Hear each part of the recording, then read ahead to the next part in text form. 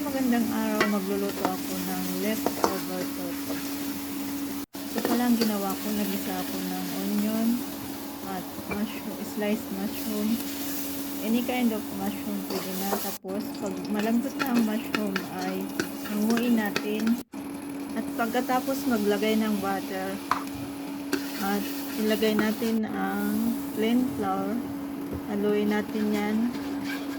At isunod natin ang chicken stock. Huwag natin hayaan na magbuo-buo ang gravy, kaya kailangan nating haluin siya hanggang sa makita nyo na brown na yung gravy. Ibalik nyo yung ginisa nating mushroom at kailangan haluin ulit.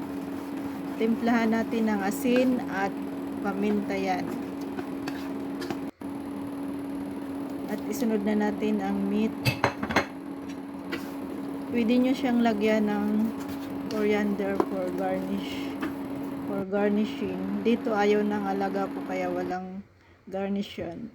Enjoy eating!